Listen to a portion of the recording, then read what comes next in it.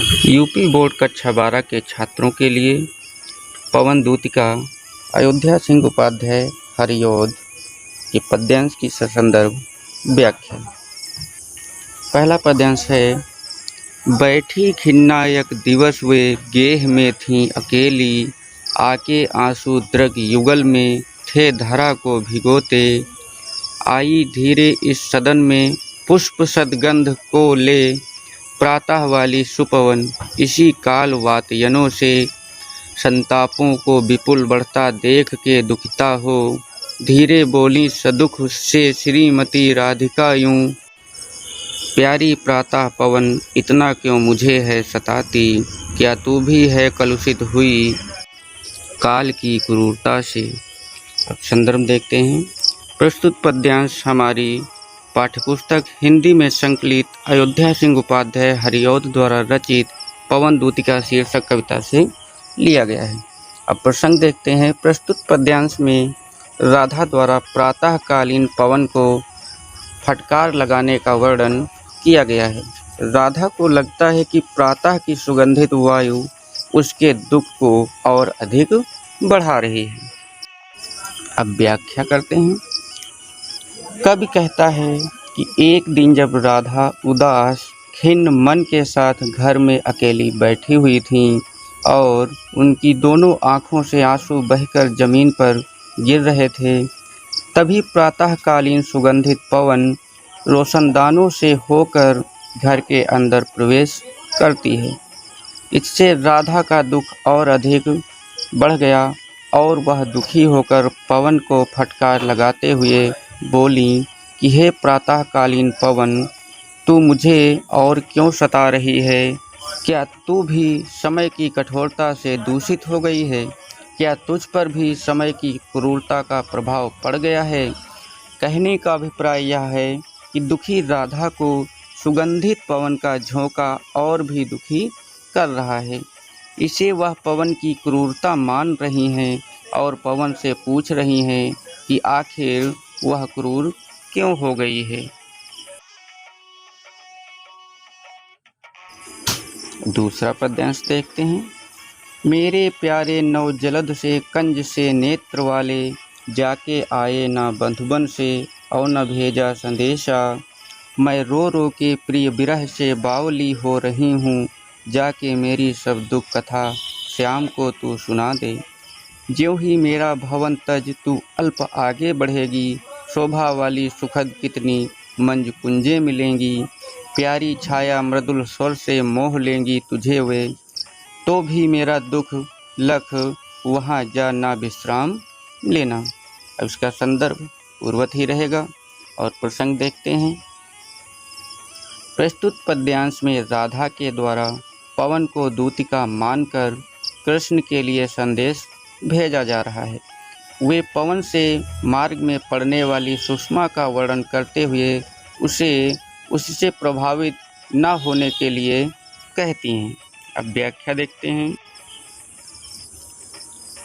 पवन से अपनी विरह व्यथा बताती हुई राधा कहती हैं कि नवीन बादल से शोभायमान एवं कमल समान सुंदर नेत्रों वाले मेरे प्रियतम कृष्ण ब्रज के इस मधुबन को छोड़कर जाने के पश्चात फिर यहाँ नहीं आए और ना तो उन्होंने मेरे लिए कोई संदेश ही भेजा। उनसे बिछड़कर मेरी दशा अत्यंत दयनीय हो गई है। मैं रोते रोते पागल हो रही हूँ, अतः तुम जाकर मेरे इन दुखों से उन्हें अवगत करा देना। राधा पवन से रास्ते में आने वाले विभिन्न प्राकृतिक सौंदर्य से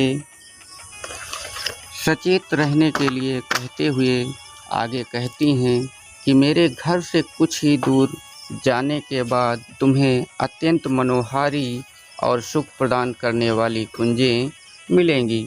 वहाँ की शीतल छाया एवं जल प्रवाह व पक्षियों की कलरव की मधुर ध्वनियाँ तुम्हें अपनी ओर आकर्षित करेंगी, किंतु मेरे दुख को ध्यान में रखकर तुम वहाँ विश्राम न करने लगना। तीसरा पद्यांश देखते हैं। थोड़ा आगे सरस रव का धाम शतपुष्प वाला, अच्छे अच्छे बहुद्रुम लतावान सौंदर्यशाली वृंदा विपिन वन को मुग्धकारी मिलेगा। आना जाना इस विपिन से मुँह माना ना होना। जाते जाते अगर पथ में क्लांत कोई दिखावे, तो जाके सन्निकट उसकी क्लांतियों को मिटाना। धीरे धीरे परस करके गात उत्ताप खोना। सद्गंधों से श्रमित जन को हर्षितों सा बनाना। संदर्भ पूर्वत ही रहेगा और प्रसंग देखते हैं। प्रस्तुत पद्यांश में राधा मथुरा जाने वाली पवन दूतिका को मार्ग में मिलने वाले मनोरम स्थलों व दृश्यों से अवगत कराती हुई उसे उनसे मोहित न होने किंतु दुखियों के कष्ट दूर करने की सीख देती हैं। व्याख्या देखते हैं। राधा मथुरा जा रही पवन दूतिका से कहती हैं, यहाँ से तनिक आगे जाने पर तुम्हें मधुर आवाज़ वाला सैकड़ों पुष्पों का स्थान मिलेगा। वहाँ अच्छे अच्छे बहुत सुंदर सुंदर वृक्ष और लताएं हैं। अत्यंत रमणीय स्थल।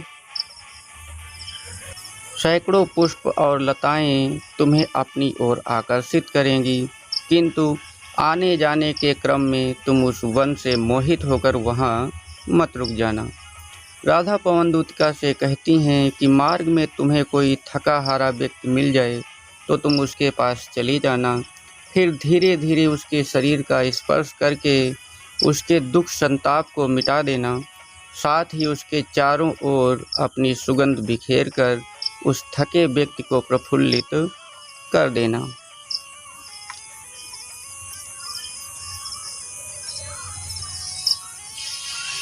अगला पद्यांश है। लज्जाशीला पथिक महिला जो कहीं दृष्टि आए, होने देना विकृत वसना तो ना तू सुंदरी को। जो थोड़ी भी श्रमित वह हो, गोद ले श्रांति खोना। होठों की और कमल मुख की मलानताएं मिटाना। कोई क्लांता कृषक ललना खेत में जो दिखावे, धीरे धीरे परस उसकी क्लांतियों को मिटाना। जाता कोई जलद यदि हो व्योम में तो उसे ला, छाया द्वारा सुखित करना तप्त भूतांगना को। संदर्भ, इसका भी संदर्भ पूर्वत ही रहेगा और इसका प्रसंग देखते हैं। राधा पवन को दूतिका बनाकर कृष्ण के पास भेजते हुए कहती हैं कि उसे मार्ग में मिले पथिकों का उपकार करते हुए जाने की प्रेरणा देना है। अपने दुख में भी उन्हें अन्य लोगों के दुख की चिंता है। व्याख्या देखते हैं। कृष्ण की विरह अग्नि में जलती हुई राधा पवन दूतिका को समझाती हुई कहती हैं कि हे पवन, यदि तुझे मार्ग में कोई लाजवंती स्त्री दिखाई दे तो तू उसके वस्त्रों को मत उड़ाना। यदि वह थोड़ी भी थकी हुई लगे तो उसे अपनी गोद में लेकर उसकी थकान मिटा देना। साथ ही उसके होठों और कमल के समान दिखने वाले उसके मुख की मलिनता को हर लेना। राधा पवन से यह भी कहती हैं कि यदि तुम्हें मार्ग में खेत में काम करने वाली कोई थकी हुई स्त्री दिखाई दे तो तुम धीरे धीरे उसके पास पहुंचकर अपने स्पर्श से उसकी थकान मिटा देना।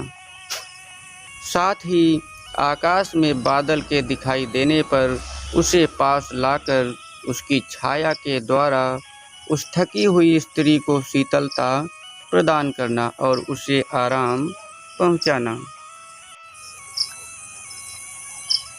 अगला पद्यांश है। जाते जाते पहुँच मथुरा धाम में उत्सुका हो, न्यारी शोभा पर नगर की देखना मुग्ध होना। तू होवेगी चकित लख के मेरु से मंदिरों को, आभा वाले कलश जिनके दूसरे अर्क से हैं। देखें पूजा समय मथुरा मंदिरों मध्य जाना, नाना वाद्यों मधुर स्वर की मुग्धता को बढ़ाना। कीवा लेके रुचिर तरु के शब्दकारी फलों का धीरे धीरे मधुर रव से मुग्ध हो बजाना। संदर्भ, इसका भी संदर्भ पूर्वत ही रहेगा और प्रसंग देखते हैं। प्रस्तुत पद्यांश में राधा पवन को मथुरा भेजने से पहले वहाँ के भव्य मंदिरों की शोभा का बखान कर रही हैं। व्याख्या, कृष्ण के पास पवन को भेजने के क्रम में राधा उससे कहती हैं कि मथुरा नगरी की शोभा अद्भुत है। वहाँ पहुंचकर तुम स्वयं ही उसकी सुंदरता को देखने के लिए लालायित हो जाओगी, किंतु ऐसे में तुम अपनी उत्सुकता पर रोक मत लगाना, अपितु नगरी की अनुपम शोभा को देखकर उस पर मुग्ध होना। तुम सूर्य के समान चमकते हुए कलशों से युक्त सुमेरु पर्वत जैसे ऊंचे ऊंचे भव्य मंदिरों को देखकर विस्मित रह जाओगी। राधा पवन से कहती हैं कि जब मथुरा के मंदिरों में पूजा अर्चना की जा रही हो, उस समय तुम वहां जाकर वहां बज रहे वाद्यों की आवाज़ में आवाज़ मिलाकर उनकी मधुरता को बढ़ाना, अन्यथा अपनी रुचि से किसी वृक्ष के शब्द रूपी फलों के स्वरों को सुनकर मुग्ध हो अपने मधुर स्वर से उनका साथ देना।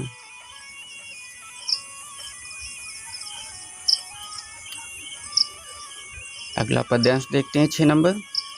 तू देखेगी जलद तन को जा वहीं तदगता हो, होंगे लोने नयन उनके ज्योति उत्तीर्णकारी, मुद्रा होगी वर वदन की मूर्ति सी सौम्यता की, सीधे सीधे वचन होंगे उनके सिक्त सुधा से, नीले फूले कमल दल सी गात की श्यामलता है, पीला प्यारा वसन कट में पहनते हैं फबीला, छूटी काली अलख मुख की कांति को है बढ़ाती, सद वस्त्रों में नवल तन की फूटती सी प्रभा है।